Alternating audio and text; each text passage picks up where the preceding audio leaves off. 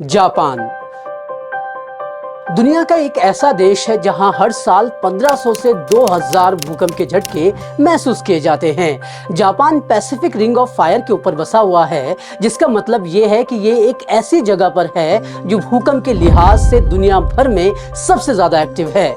इतना ज्यादा एक्टिव कि दुनिया भर के सबसे ताकतवर भूकंपों में से 20% सिर्फ जापान में आए हैं। इसके बावजूद यहाँ कैजुअलिटीज दुनिया भर के मुकाबले काफी कम होती है। 2018 की वर्ल्ड बैंक की रिपोर्ट के मुताबिक जापान की आपदा से निपटने की व्यवस्था दुनिया में सबसे ज्यादा मजबूत है, लेकिन जापान में ऐसा हमेशा से नहीं था। ये सब कुछ बदला ग्रेट क्वांटो अर्थक्वेक के बाद।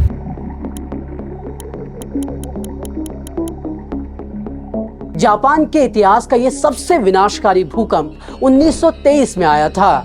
इसमें 1,40,000 से ज्यादा लोगों की मौत हो गई थी। इस भूकंप के बाद जापान ने देश में भवन से दूसरे निर्माण को लेकर ऐसे नियम लाए जिन्होंने इस देश को भूकंप को भी मात देने की ताकत दे दी। जापान में मोटे तौर पर 2 नियम हैं।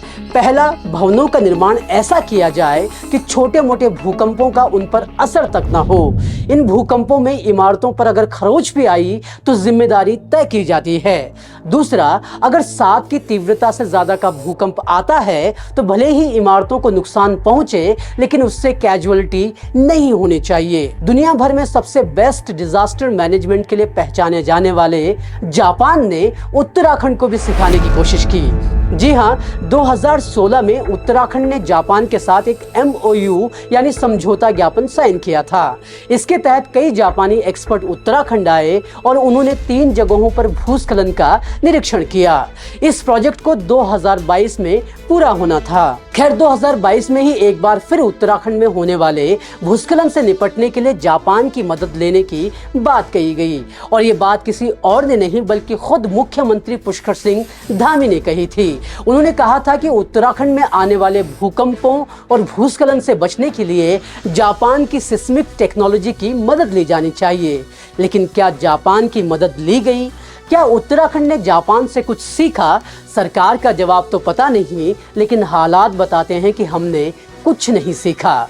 उत्तराखंड में न भूस्खलन कम हुए और ना ही इनसे निपटने के कोई मजबूत इंतजाम धरातल पर ही नजर आते हैं। उल्टा ये बढ़ते ही जा रहे हैं। 2018 से 2022 के ही आंकड़े देखें तो उत्तराखंड में 34 से ज्यादा बड़े भूस्खलन हुए हैं, और ये आम तौर पर होने वाली सड़क दुर्घटनाओं और टनल कोलैप्स के इतर है। और ये जो भूस्खलन हुए ये उसी रूट पर हुए जिस पर 4 धाम रोड प्रोजेक्ट का काम चल रहा है। इन भूस्खलनों को बढ़ावा देने के लिए प्रधानमंत्री नरेंद्र मोदी के ड्रीम प्रोजेक्ट को भी जिम्मेदार ठहराया जाता है। इस प्रोजेक्ट की शुरुआत 2016 में ही तब हुई थी जब उत्तराखंड ने जापान के साथ भूस्खलन से निपटने के लिए MOU साइन किया था। अपनी शुरुआत के पहले दिन से ही ये प्रोजेक्ट विवादों में घिरा रहा।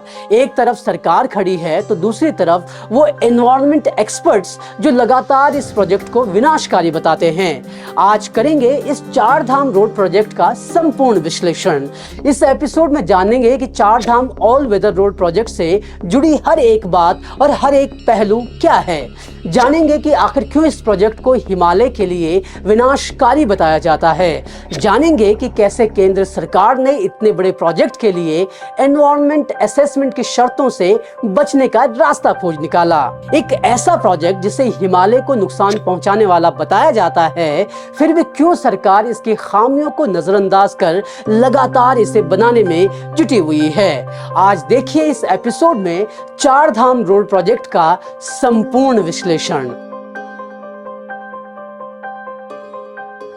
27 दिसंबर 2016 को प्रधानमंत्री नरेंद्र मोदी ने 4 धाम महामार्ग विकास परियोजना का शिलान्यास किया। इस 889 किलोमीटर के प्रोजेक्ट में 2 लेन की हाईवे, जिसे पहले 12 बाद में 10 मीटर चौड़ा करने का प्लान बनाया गया।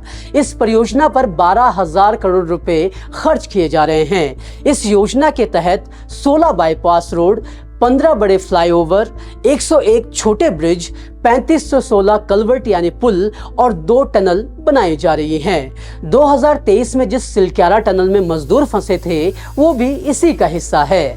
चार धाम रोड प्रोजेक्ट के तहत सारा काम प्रमुख तौर पर ऋषिकेश माणा, ऋषिकेश गंगोत्री और टनकपुर पिथौरागढ़ के बीच गुजरने वाली नेशनल हाईवे 58, 94, 108, 109 और नेशनल हाईवे 125 पर हो रहा है। सड़क और राजमार्ग मंत्रालय की ओर से बताया गया है कि इस परियोजना में भूस्खलन से बचने और सुरक्षा के लिए पुराने भूस्खलन और धंसने वाले स्थानों का स्थिरीकरण भी किया जा रहा है।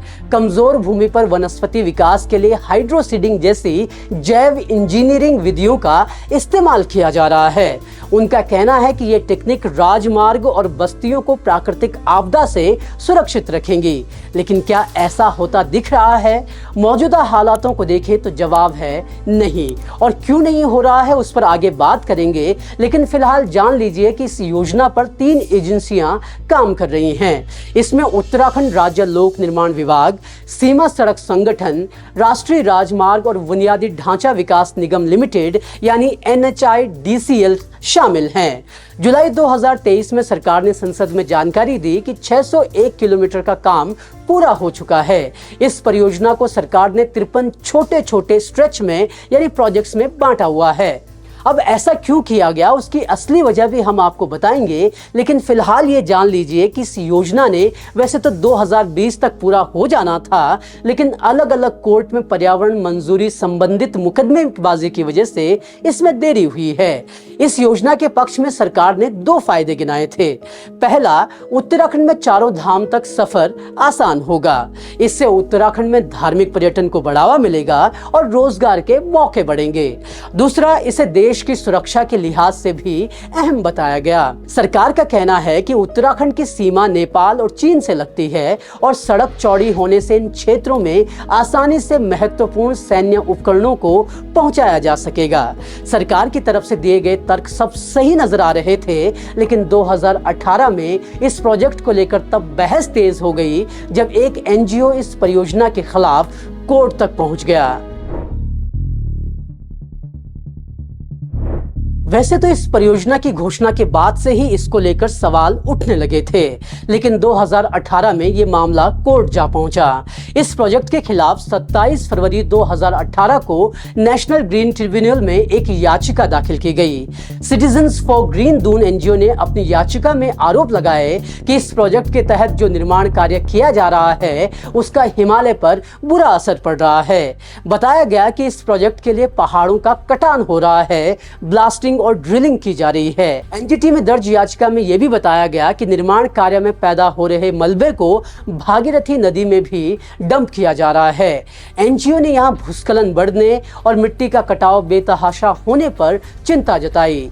NGO ने यह भी आरोप लगाया कि केंद्र सरकार ने इस प्रोजेक्ट का एनवायरमेंट इंपैक्ट असेसमेंट यानी प्रोजेक्ट का पर्यावरण पर क्या असर पड़ेगा इसका आकलन भी नहीं किया। इसके जवाब में सरकार ने ट्रिब्यूनल को बताया कि इस प्रोजेक्ट के लिए पर्यावरणीय मंजूरी लेना अनिवार्य नहीं है। इसलिए नहीं कि यह पर्यावरण के लिहाज से सुरक्षित है, बल्कि इसलिए क्योंकि सरकार का कहना है कि उसने इसे 53 छोटे-छोटे स्ट्रेच में बांटा हुआ है। केंद्र ने NGT को बताया कि यह प्रोजेक्ट 53 अलग अलग स्ट्रेच में बनाया जा रहा है और हर स्ट्रेच की लंबाई 100 किलोमीटर और चौड़ाई 40 मीटर से कम है। केंद्रीय परिवहन मंत्रालय ने पर्यावरणीय मंजूरी से जुड़े 2013 के संशोधन का हवाला दिया। केंद्र ने बताया कि इस संशोधन के मुताबिक मौजूदा हाईवे में अगर 100 किलोमीटर से कम का चौड़ीकरण किया जा रहा है तो इसके लिए पर्यावरणीय मंजूरी लेना अनिवार्य नहीं है। इन दलीलों के आधार पर 26 सितंबर 2018 को NGT ने अपना फैसला सुनाया। NGT ने अपने फैसले में कहा कि प्रोजेक्ट को EIA यानी इन्वायरमेंट इंपैक्ट असेसमेंट की जरूरत नहीं है। भले ही NGT ने ग्रीन सिग्नल दे दिया था, लेकिन पर्यावरण को लेकर वो चिंतित जरूर दिखा और यही वजह है कि NGT ने एक ओवरसाइट कमेटी बनाने का निर्देश भी दिया। ये कमेटी ये नजर रखेगी कि इस प्रोजेक्ट के निर्माण के दौरान पर्यावरण के हितों का ध्यान रखा जा रहा है या नहीं। 26 सितंबर 2018 को एनजीटी के इस फैसले के खिलाफ याचिकाकर्ता यानी citizens for green Doon supreme court पहुंचा।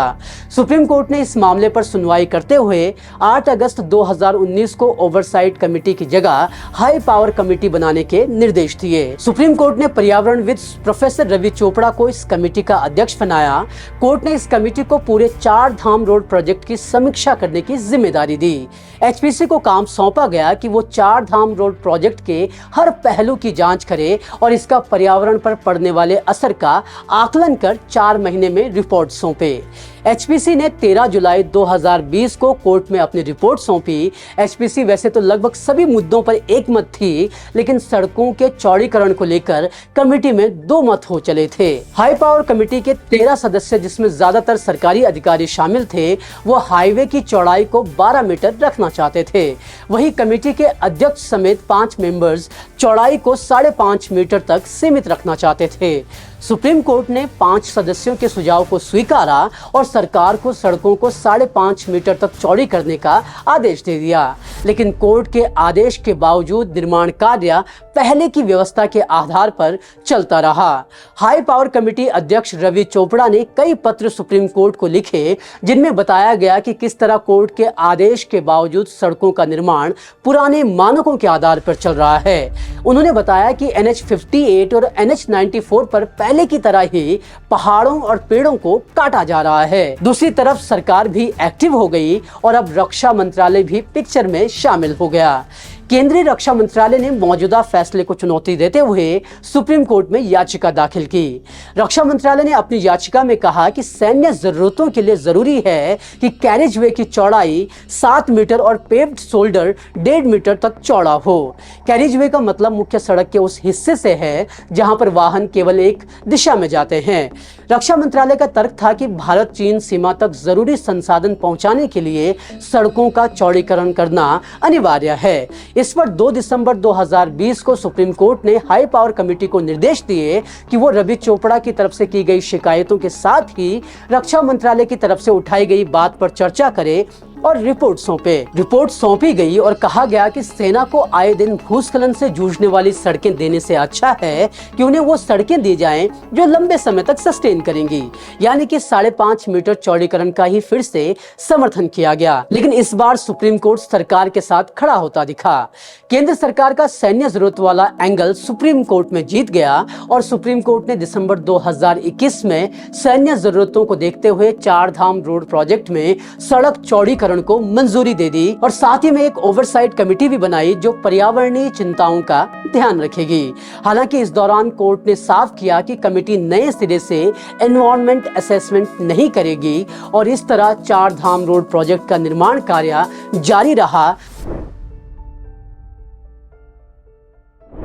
4 धाम रोड प्रोजेक्ट के तहत सड़कों के चौड़ीकरण का जो काम किया जा रहा है उससे कई सुविधाएं होंगी। सबसे बड़ा और प्रमुख ये है कि इनकी वजह से 4 धाम यात्रा पर आने वाले यात्रियों के लिए सुविधाएं मिलेंगी। सरकार का तो ये तक कहना है कि इससे उत्तराखंड में टूरिज्म बढ़ेगा और स्थानीय लोगों को रोजगार मिलेगा। दूसरी तरफ ये सैन्य हथियारों या दूसरी चीजों को जल्दी और समय पर सीमाओं तक पहुंचाने में कारगर होंगी। ऐसे में सवाल उठता है कि जब इसके इतने फायदे हैं तो इसका विरोध क्यों हो रहा है। इस सवाल का जवाब बड़ा सिंपल है और वो है कि सड़कों का जो चौड़ीकरण किया जा रहा है वो ऐसे किया जा रहा है जिससे इस पूरे हिमालयी क्षेत्र को फायदा कम नुकसान ज्यादा पहुंच रहा है। सुप्रीम कोर्ट की तरफ से बनाई गई हाई पावर कमेटी के सदस्य रहे हेमंत ध्यानी इस बात को सरल शब्दों में समझाते हैं। इंडिया स्पेंड से बात करते हुए ध्यानी बताते हैं कि पहाड़ में सड़कों को जितना अधिक चौड़ा किया जाएगा उतना ही पहाड़ों को काटना होगा और जितने पहाड़ कटेंगे उतना ही नुकसान प्रकृति को होगा। सड़कों की चौड़ाई बढ़ाने के लिए पेड़ों के साथ पहाड़ों को काटना होगा और इससे निकलने वाले मलबे का निस्तारण भी करना पड़ेगा और यही 3 चीजें हैं जो खतरनाक साबित हो रही हैं। इंडिया स्पेंड की ही रिपोर्ट बताती है कि 2021 तक इस परियोजना के लिए 60,000 पेड़ काटे गए और 2024 में भी इस परियोजना पर काम चल रहा है। तो आप सोच ही सकते हैं कि कितने पेड़ काटे जा रहे हैं। इंडिया स्पेंट की रिपोर्ट बताती है कि जो पेड़ काटे गए हैं उनके तनों की मोटाई 30 सेंटीमीटर से ज्यादा है। बड़े पेड़ पहाड़ को बांधे रखते हैं, इससे मिट्टी का कटाव भी बहुत कम होता है। लेकिन जब ये पेड़ ही काट दिए जाएंगे तो मिट्टी का कटाव बढ़ेगा और कमजोर पहाड़ भूस्खलन के तौर पर नीचे आएंगे और तबाही मचाएंगे। भूवैज्ञानिक डॉक्टर एसपी सती कहते हैं कि पहाड़ में ज्यादा चौड़ी सड़क बहुत खतरनाक है। वो कहते हैं कि ज्यादा चौड़ी सड़क का मतलब ज्यादा ट्रैफिक और पहाड़ में क्षमता से ज्यादा लोगों की आवाजाही। वो कहते हैं कि ये किसी आपदा को न्योता देने से कम नहीं है।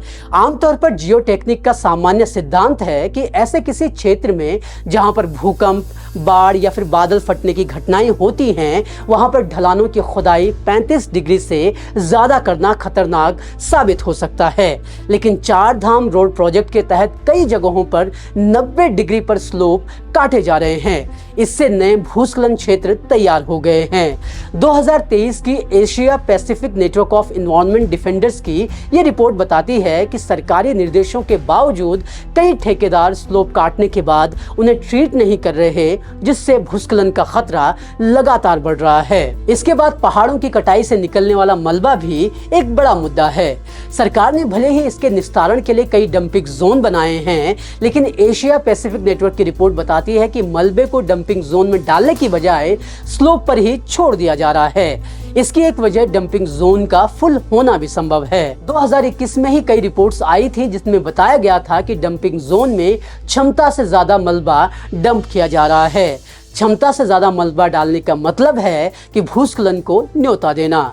सिर्फ यही नहीं, डंपिंग जोन में डाले गए मलबे से क्षेत्र में पैदा होने वाले बांज, बुरांस जैसे अमूल्य पेड़ों के साथ साथ खेत और नदी के प्रवाह को भी नुकसान पहुंचता है। लेकिन इन चीजों पर ज्यादा ध्यान नहीं दिया जा रहा है। हिमालय अभी नए पहाड़ हैं, ऐसे में यहाँ सड़कों को बनाने के लिए किए जा रहे ब्लास्ट इन्हें खोखला कर रहे हैं और इसकी वजह से भूस्खलन के मामले काफी ज्यादा बढ़ रहे हैं। अब 2024 में सरकार कह रही है कि वो भागीरथी इकोनॉमिक जोन की रक्षा के लिए पेड़ नहीं काटेगी। हालांकि ये वादे जमीन पर कितनी हकीकत का रूप लेते हैं, इसका अभी कोई पता नहीं। चार धाम रोड प्रोजेक्ट को मूर्त रूप देने के लिए कैसे सरकार ने अपनी ही तय की हुई नीतियों को दरकिनार किया, वो भी देख लीजिए। सबसे बड़ा आरोप जो पर्यावरणविद सरकार पर लगाते हैं वो ये कि सरकार ने जानबूझकर इस प्रोजेक्ट को 53 छोटे छोटे प्रोजेक्ट्स में बांटा। जानबूझकर इन छोटे छोटे स्ट्रेच को 100 किलोमीटर के अंदर रखा गया और इस तरह सरकार के लिए एनवायरनमेंट असेसमेंट से बचना आसान हो गया।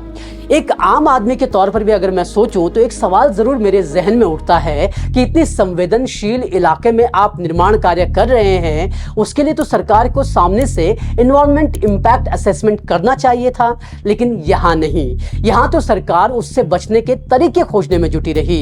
एक आरोप ये भी लगता है कि सुप्रीम कोर्ट ने जब प्रोजेक्ट के तहत सड़क को 5.5 मीटर तक चौड़ी करने पर मुहर लगा दी तो खुद रक्षा मंत्रालय इसके खिलाफ सुप्रीम कोर्ट पहुंच गया और इस तरह सैन्य जरूरत का एंगल इसमें लाया गया। खुद रक्षा मंत्रालय ने सुप्रीम कोर्ट में बताया था कि सेना प्रमुख ने मौजूदा रोड यानी कि चार धाम रोड प्रोजेक्ट से पहले की रोड को सैन्य जरूरतों के लिए काफी बताया था। हालांकि इस याचिका को डालते हुए रक्षा मंत्रालय ने कहा कि अब सेना की जरूरतें बढ़ गई हैं और इसीलिए उसे चौड़ी सड़कें चाहिए। यहाँ पर रक्षा मंत्रालय ने यह समझने की कोशिश नहीं की कि सड़कें भले ही कितनी ही चौड़ी हो जाएं, लेकिन अगर उन पर भूस्खलन हुआ होगा तो सेना के लिए जाना और भी मुश्किल हो जाएगा। खैर, सुप्रीम कोर्ट में यह बात खुद हाई पावर कमेटी ने समझाने की कोशिश भी की, हालांकि इसे दरकिनार कर दिया गया। सिर्फ यही नहीं, आज भले ही केंद्रीय परिवहन एवं सड़क मंत्रालय लगातार चार धाम रोड प्रोजेक्ट को सारी चिंताओं को नजरअंदाज कर पूरा करने में जुटा हुआ हो, लेकिन 2018 में मंत्रालय के विचार इसके उलट थे। 2018 में खुद परिवहन मंत्रालय ने एक सर्कुलर जारी किया। मार्च 2018 के सर्कुलर में मंत्रालय ने कहा था कि पर्वतीय क्षेत्र क्षेत्रों में सड़कों की चौड़ाई इंटरमीडिएट विड्थ यानी 5.5 मीटर से ज्यादा नहीं होनी चाहिए। हाई पावर कमेटी के एक धड़े ने भी इस सर्कुलर का हवाला दिया था, लेकिन चार धाम रोड प्रोजेक्ट के मामले में इसे खुद सरकार ने और खुद इस मंत्रालय ने नकार दिया। केंद्र सरकार ने national action plan on climate change के तहत एक मिशन डॉक्यूमेंट 2010 बनाया था। इसमें भी यही कहा गया था कि सड़कों के निर्माण के दौरान संबंधित क्षेत्र के भूगोल की संवेदनशीलता को ही ध्यान में रखकर निर्माण किया जाना चाहिए। इस डॉक्यूमेंट में यह भी कहा गया कि पहाड़ी क्षेत्रों में 5 किलोमीटर से ज्यादा की राष्ट्रीय सड़कें हों या नेशनल हाईवे, इनके लिए एनवायरमेंट इंपैक्ट असेसमेंट अनिवार्य होना चाहिए, फिर चाहे इसमें सड़कों का चौड़ीकरण भी क्यों न शामिल हो। इसी डॉक्यूमेंट में यह भी कहा गया कि टेक्नोलॉजी का इस्तेमाल कर सड़क निर्माण के दौरान जो भी खराबी तैयार होती है उसे ठीक किया जाना चाहिए, लेकिन पर्यावरणविदों की माने तो ऐसा कुछ होता नहीं दिख रहा है। एक तर्क इस परियोजना के सपोर्ट में यह भी दिया गया कि इससे टूरिज्म को बढ़ावा मिलेगा और लोकल इकोनॉमी को बूस्ट मिलेगा, लेकिन खुद केंद्र सरकार के थिंक टैंक नीति आयोग को ऐसा नहीं लगता। नीति आयोग ने 2018 की अपनी एक रिपोर्ट में कहा था कि हिमालयी क्षेत्र में जो मौजूदा टूरिज्म का स्वरूप है वो कतई सस्टेनेबल नहीं है। नीति आयोग ने आगे कहा कि टूरिज्म का ये स्वरूप परंपरागत आर्किटेक्चर को नए खतरनाक निर्माण से बदल रहा है। रिपोर्ट में कहा गया कि किस तरह यहाँ पर खराब तरीके से सड़कों का निर्माण किया जाता है। नीति आयोग की इस रिपोर्ट को ना केंद्र और ना ही राज्य सरकार ने पढ़ने का कष्ट किया। खैर, प्रधानमंत्री नरेंद्र मोदी ने जब चार धाम रोड परियोजना की शुरुआत की थी तो उन्होंने इसे 2013 की आपदा में मारे गए लोगों को समर्पित किया था, लेकिन प्रधानमंत्री मोदी जब ये बात कर रहे थे तब वो अपनी ही एक रिपोर्ट देखना भूल गए। 2013 केदारनाथ आपदा पर केंद्र सरकार की आपदा प्रबंधन पर नजर रखने वाली बॉडी ने एक रिपोर्ट पेश की थी। इस रिपोर्ट में कहा गया था कि पहाड़ी इलाकों में सड़कों का निर्माण ही यहाँ के इकोलॉजिकल बैलेंस यानी पारिस्थितिक संतुलन को बिगाड़ने के लिए सबसे ज्यादा जिम्मेदार है। इसकी वजह से यहाँ के ड्रेनेज पैटर्न में काफी बड़े बदलाव आते हैं, मिट्टी का कटाव भी बढ़ जाता है और इससे पेड़ कटान समेत दूसरी दिक्कतें भी पेश आती हैं। खैर, खुद सरकारी तंत्र ने सरकार को चेताया, लेकिन सरकार सभी रिपोर्ट्स को दरकिनार कर सिर्फ इस प्रोजेक्ट को एनवायरमेंट असेसमेंट से बचाने की कोशिश में जुटी दिखी। सिर्फ कोशिश नहीं बल्कि उसने उन सभी एक्सपर्ट्स और पर्यावरणविदों की चिंताओं को भी नकार दिया जो इस प्रोजेक्ट की शुरुआत से लेकर अब तक सिर्फ यही कह रहे हैं कि इस प्रोजेक्ट का निर्माण जिस तरह से हो रहा है वो कतई भी हिमालय के लिहाज से सुरक्षित नहीं है। और इन चेतावनियों को सच होते हुए हम आए दिन देखते रहते हैं। लगातार चार धाम रूट पर भूस्खलन और रोड ब्लॉक होने जैसी घटनाएं सामने आ रही हैं। खुद सरकारों की अपनी रिपोर्ट ये कह रही है कि यहाँ पर किस तरह से निर्माण कार्य किए जाने चाहिए, लेकिन उसके बावजूद ऐसा लगता है कि सरकारें आंखें बंद कर निर्माण कार्य में जुटी हुई हैं और ये निर्माण कार्य लगातार पहाड़ को खोखला कर रहा है। कई एक्सपर्ट्स आरोप लगाते हैं कि ऐसा इसलिए किया जा रहा है ताकि सरकारें अपनी जेबें भर सकें। कई तो इस परियोजना को वोट बैंक से भी जोड़ते हैं। खैर, सरकार की वजह जो भी हो, लेकिन ये निर्माण पहाड़ों के लिए विनाशकारी साबित हो रहे हैं और इसे कोई नहीं नकार सकता। ऐसा नहीं है कि पहाड़ के रहने वाले लोग या फिर पर्यावरणविद पहाड़ों में विकास कार्य के खिलाफ हैं, लेकिन जिस तरह से ये विकास कार्य किए जा रहे हैं उनके खिलाफ सबकी आवाज है। जिस जापान से सीएम धामी सीखने की बात करते हैं वहीं क्यों नहीं देखा जाता। वहां बड़ी बड़ी इमारतें और दूसरे निर्माण कार्य हो रहे हैं, लेकिन वहां की परिस्थितियों को ध्यान में रखकर, और वो ऐसा कर पा रहे हैं क्योंकि वहां विशेषज्ञों की सुनी जाती है और उन्हीं के हिसाब से काम किया जाता है। लेकिन भारत में नहीं। चार धाम रोड प्रोजेक्ट जब शुरू ही हुआ था तभी कई ऐसी रिपोर्ट सामने आ गई थी जिनमें लोगों के खेत बर्बाद होने की खबरें आई, नौले धारे सूखने की खबरें आई। जिस परियोजना को सरकार उत्तराखंडियों का जीवन बेहतर करने के लिए की गई पहल बताती है, वही उनका जीवन नरक बनाने में जुटी हुई है। प्रधानमंत्री मोदी और केंद्र सरकार को ये समझना होगा कि 2013 आपदा में मारे गए लोगों के लिए सच्ची श्रद्धांजलि एक और आपदाग्रस्त प्रोजेक्ट चलाना कतई नहीं है, बल्कि उस प्रोजेक्ट को यहाँ की परिस्थिति के लिहाज से रेगुलेट करना उनके लिए सच्ची श्रद्धांजलि होगी। जो इस क्षेत्र को समझते हैं, जानते हैं, उनकी बात को सुनना उनके लिए सच्ची श्रद्धांजलि होगी। खुद सुप्रीम कोर्ट ने चार धाम रोड प्रोजेक्ट को हरी झंडी देते हुए कहा था कि परियोजना में पर्यावरण और निर्माण की जरूरतों के बीच संतुलन बनाने की जरूरत है। लेकिन क्या सरकारें यह संतुलन बना रही हैं? आए दिन एक्सपर्ट्स की तरफ से रेज किए जाने वाले रेड फ्लैग्स बताते हैं कि नहीं, सरकारें इकोलॉजिकल बैलेंस नहीं बल्कि बैंक बैलेंस बढ़ाने पर ज्यादा जोर देती हुई नजर आ रही हैं। हमने शुरुआत में जापान का उदाहरण दिया था। खुद सीएम धामी ने जापान से सीखने की बात कही थी। अगर सरकारें जापान के डिजास्टर मैनेजमेंट से कुछ सीख भी जाए तो शायद वो पहाड़ों में अंधाधुंध विकास करने की बजाय सोचा समझा डेवलपमेंट करेंगी। लेकिन अपनी नीतियों और फैसलों के खिलाफ आंख कान बंद रखने वाली सरकारें क्या जापान की भी सुनेंगी? ये भी एक सवाल है।